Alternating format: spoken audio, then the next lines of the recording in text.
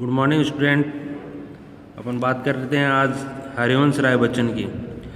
पिछली क्लास में अपन ने पढ़ा था शमशेर बहादुर सिंह और आज पढ़ रहे हैं अपन हरिवंश राय बच्चन। उनकी कविता है आत्मपरिचय। हरिवंश राय बच्चन का जन्म होता है 1907 में और उनकी मृत्यु होती है 2003 में। हरिवंश राय बच्चन को हालावाद का प्रवर्तक माना जाता है, हालावाद, और यह इनके ऊपर सबसे ज़्यादा प्रभाव पड़ा उमर खयाम की रुबाइयों का।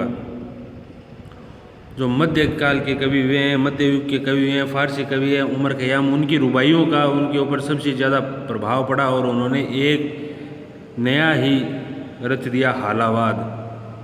हालावाद के प्रवर्तक हरिवंश राय बच्चन उत्तर छायावाद काल के कवि हैं। वे अपनी काव्य यात्रा के प्रारंभिक दौर में मध्य युगीन फारसी कवि उमर खयाम की रुबाइयों का उन पर सबसे ज़्यादा प्रभाव पड़ता है। उमर खयाम की रुबाइयों से प्रेरित उनकी कृति का नाम है मधुशाला। मधुशाला, मधु का अर्थ है शराब, शराब की साला, शराब का खाना मैं खाना, शराब की साला शराब का खाना मैं खाना को कवि मंच पर जबरदस्त लोकप्रियता मिलती है। कवि की विलक्षण प्रतिभा इश्क, मोहब्बत, पीड़ा से रुमानियत से भरी थी।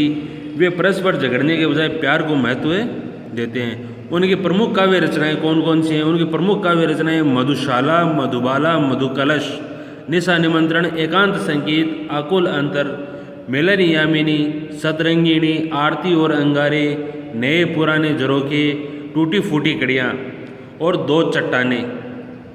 इन्होंने अपने आत्मकथा लिखी है। इनकी आत्मकथा के 4 खंड हैं, 4 भाग हैं। इनके आत्मकथा के नाम हैं, फर्स्ट भाग का नाम है क्या भूलूं क्या याद करूं, सेकंड है नीड़ का निर्माण फिर से, थर्ड बसेरे से दूर, और फोर्थ है 10 द्वार से सोपान तक। 10 द्वार से सोपान तक इनकी आत्मकथा के ये 4 खंड हैं। इन्होंने प्रवासी की डायरी लिखी है। जब ये विदेश में रहे थे तो उन्होंने वहाँ पर एक डायरी लिखी थी, उसका नाम था प्रवासी की डायरी। और इन्होंने वहाँ के कवियों की, शेक्सपियर की जैसे हेलमेट कविता का हिंदी अनुवाद किया है, जनगीता का हिंदी अनुवाद किया है, मैकबेथ का भी हिंदी अनुवाद किया है। इन्हें अनेक पुरस्कार मिले। पुरस्कार भी हरिवंश राय बच्चन को बहुत मिले। 2 चट्टाने जो इनकी काव्य रचना है उनके ऊपर इन्हें साहित्य अकादमी का पुरस्कार मिला। साहित्य अकादमी पुरस्कार मिला। कब मिला? 1968 में।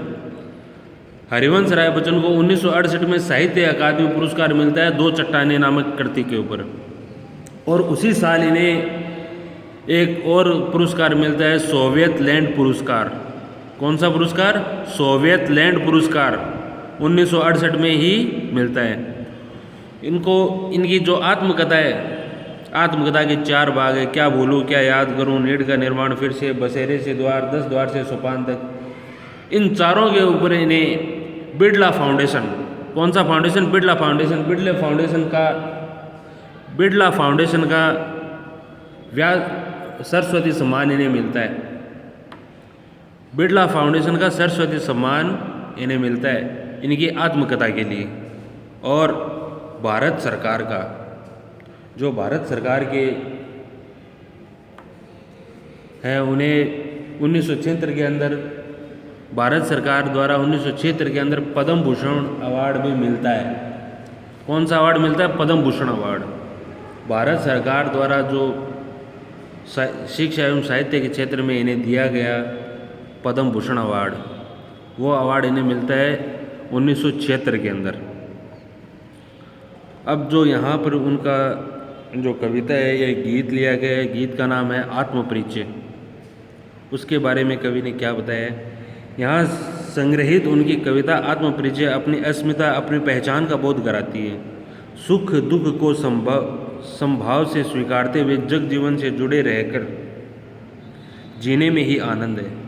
कवि स्नेह सोरा का पान करके अपने मस्ती में ही जीवन का गान गाता है। संसार की मौजों में मस्त भाव से बहना कवि को भाता है। अपनी मस्ती में वह नित्य नए जग का निर्माण करता है। अपनी मस्ती में ही रहता है वह कवि, अपने मस्ती में रहता है। अपने मस्ती में वह रोज़ाना नए जग का, नए संसार का निर्माण करता है। दीवानगी का आलम यह है कि उसे अपने रुदन में भी नए रंग, नए छंद का आभास होता है। दीवानगी का आलम, वह खुद को एक दीवाना मानता है। हरिवंश राय बच्चन खुद को एक दीवाना मान रहे हैं और अपने रुदन में, अपने दर्द में भी एक नई राग, एक नए छंद का उन्हें आभास होता है। उन्हें इतनी दीवानगी है खुद की कविता पर, खुद के ऊपर, कि उनके ऊपर जो भी कठिनाई है, उनके जो भी दर्द है, उस दर्द में भी एक नई राग है, उस दर्द के अंदर भी एक नई राग है, नया छंद है, उसके अंदर उन्हें नया आभास हो रहा है, जो उन्हें अपने आप को पूरी तरह पहचान लेता है। उसके लिए यहाँ वहाँ सर्वत्र मस्ती ही मस्ती है। कवि क्या कहता है? कवि कह रहा है कि उसे जो भी दर्द है, दुख है, उसके अंदर उसे नया राग मिल रहा है, नया छंद का उसे आभास हो रहा है, और उसे खुद को, वह अपने खुद को पूरी तरह क्या कर लेता है? पहचान लेता है। खुद को पूरी तरह पहचानना, खुद को पूरी तरह पहचान लेता है, और यहाँ वहाँ इधर उधर सब जगह उसे मस्ती ही मस्ती मिल रही है। किसको मस्ती मिल रही है? कवि को मस्ती मिल रही है। अब यहाँ पर कवि क्या कह रहे हैं? मैं जग जीवन का भार लिए फिरता हूँ, फिर भी जीवन में प्यार लिए फिरता हूँ। कर दिया किसी ने झंकृत जिनको छूकर, मैं सांसों के दो तार लिए फिरता हूँ। मैं स्नेह सूरा का पान किया करता हूँ, मैं जग का ध्यान किया करता हूँ, मैं कभी न जग का ध्यान किया करता हूँ। मैं स्नेह सूरा का पान किया करता हूँ, मैं जग का ध्यान किया करता हूँ। जग पूछ रहा उनको जो जग की गाते, मैं अपने मन का गान किया करता हूँ। मैं निज उर्ग में उद्गार लिए फिरता हूँ, मैं निज उर्ग में उपहार लिए फिरता हूँ। है यह अपूर्ण संसार न भाता मुझको, मैं स्वप्नों का संसार लिए फिरता हूँ। जला हृदय में अग्नि दहा करता हूँ, सुख दुख दोनों में मग्न रहा करता हूँ। जग भव सागर तरने को नाव बनाए, मैं मन मौजों पर मस्त बहा करता हूँ। मैं यौवन का उन्माद लिए फिरता हूँ, उन्मादों में अवसाद लिए फिरता हूँ। जो मुझको बाहर हंसा भीतर रुलाती, मैं हाय उसकी याद लिए फिरता हूँ। यहाँ पर कवि क्या कह रहा है? कवि अपने बारे में कह रहा है, खुद के बारे में कह रहा है। खुद के बारे में कवि क्या कह रहा है? मैं जग जीवन का भार लिए फिरता हूँ, फिर भी जीवन में प्यार लिए फिरता हूँ। कर दिया किसी ने झंकृत जिनको छूकर, मैं सांसों के दो तार लिए फिरता हूँ। जग यानी संसार, यहाँ पर जग जीवन का अर्थ है सांसारिक जीवन। जग जीवन का अर्थ है सांसारिक जीवन। भार का अर्थ है यहाँ पर है उत्तरदायित्व से, जिम्मेदारी से। अब कवि क्या कह रहा है? मैं जग जीवन का भार लिए फिरता हूँ, यानी कि मैं इस संसार में, जग जीवन यानी सांसारिक जीवन है, उसका उत्तरदायित्व तो अपने ऊपर लिए फिरता हूँ। फिर भी जीवन में प्यार लिए फिरता हूँ, कि मेरे ऊपर सांसारिक उत्तरदायित्व तो बहुत है। कवि कह रहा है कि उसके ऊपर अनेक सांसारिक उत्तरदायित्व हैं, फिर भी वह अपने जीवन में प्यार लिए फिरता है। कर दिया किसी ने झंकृत जिनको छूकर, किनको छूकर? झंकृत का अर्थ है उत्पन्न करना, मधुर बनाना। सांसों के दो तार लिए फिरता हूँ, सांसों के दो तार यानी जीवन रूपी वीणा। जीवन रूपी वीणा, सांसों के दो तार का अर्थ है जीवन रूपी वीणा। तो यहाँ पर कवि हरिवंश राय बच्चन क्या कह रहे हैं? अपनी कविता आत्म परिचय के अंदर हरिवंश राय बच्चन कह रहे हैं कि कवि बच्चन कहते हैं मैं उनके ऊपर अपने अनेक सांसारिक उत्तरदायित्व हैं। कवि हरिवंश राय बच्चन क्या कह रहे हैं? कवि हरिवंश राय बच्चन कह रहे हैं कि उनके ऊपर अनेक सांसारिक उत्तरदायित्व हैं, जिनके कारण उनका जीवन भार स्वरूप हो गया है। कवि कह रहा है कि उसके ऊपर अनेक सांसारिक उत्तरदायित्व हैं, मैं जग जीवन का भार लिए फिरता हूँ। कवि कह रहा है कि उसके ऊपर अनेक सांसारिक उत्तरदायित्व हैं, जिसके कारण उसका जीवन है वह किसके समान है? उसका जीवन भार स्वरूप हो गया है। किसका स्वरूप हो, कैसे स्वरूप हो गया? भार स्वरूप हो गया है। परंतु फिर भी जीवन में प्यार लिए फिरता हूँ। वह कहते हैं कि भार स्वरूप होने के बाद भी वह अपने मन में सभी के प्रति प्रेम और स्नेह का भाव लिए फिरते हैं, कि उनके मन में सभी के प्रति प्रेम और स्नेह का भाव विद्यमान है। किसके मन में? कवि के मन में। कर दिया किसी ने झंकृत जिनको छूकर। कवि क्या कह रहे? कवि कह रहे कि दुनियादारी में फंस कर वह अपने प्रेम भाव की उपेक्षा नहीं करना चाहते हैं, अपने प्रेम भाव की उपेक्षा नहीं करना चाहते हैं। किसी ने अपने प्रेम पूर्ण स्पर्श से उनकी जीवन रूपी सितार को संगीतमय कर दिया है। मैं सांसों के दो तार लिए फिरता हूँ, और उस मधुर प्रेम के राग के सारे वह इस जीवन में बिता रहे हैं। किस में? कर दिया किसी ने झंकृत जिनको छूकर।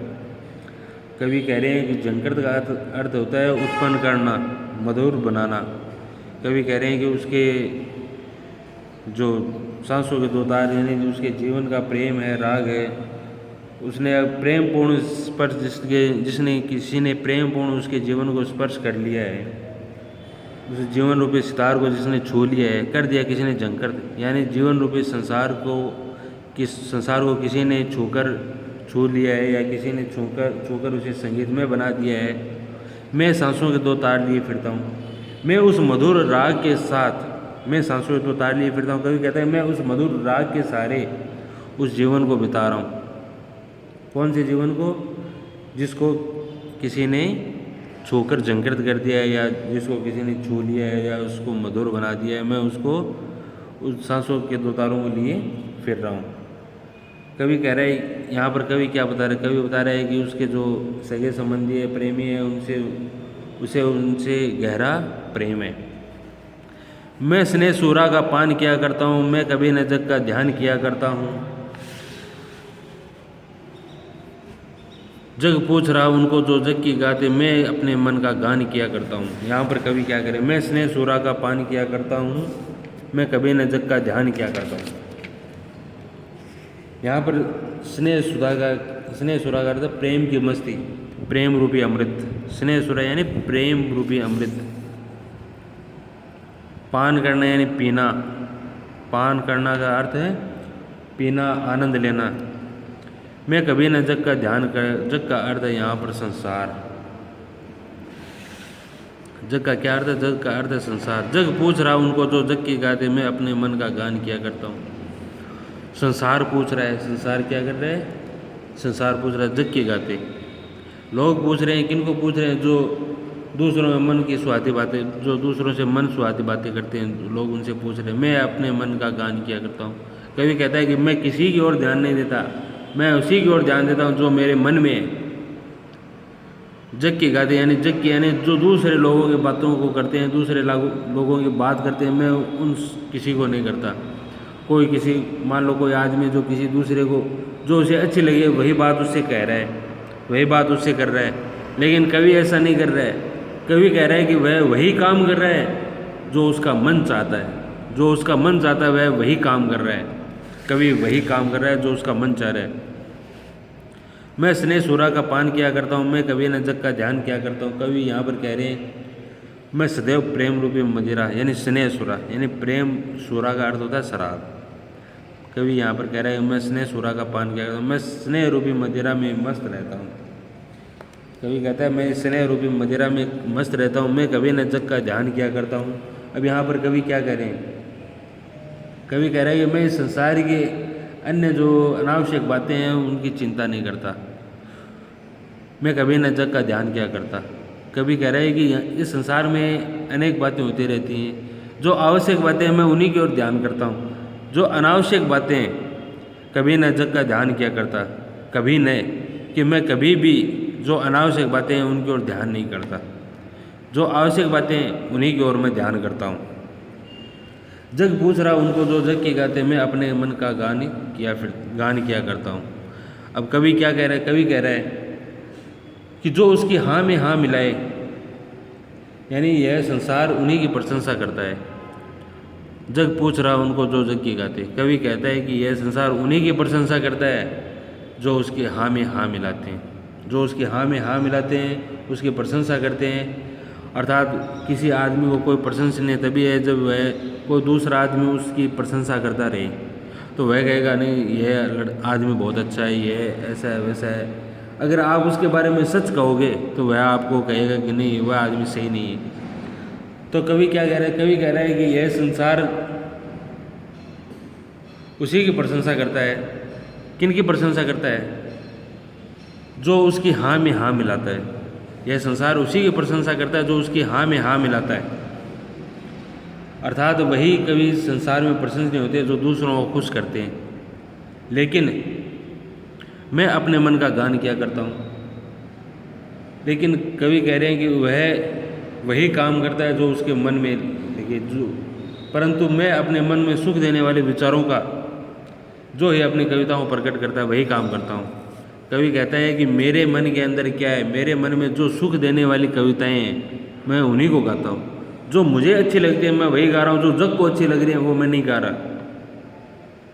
कवि कह रहे हैं कि जो मुझे अच्छा लग रहा है मैं अपने मन का गान किए फिरता हूँ। कवि कह रहे हैं मुझे जो अच्छा लग रहा है मैं वही काम करता हूँ, वो काम नहीं करता वो जो दूसरे को अच्छा लगे। जग पूछ रहा उनको जो जग की गाती।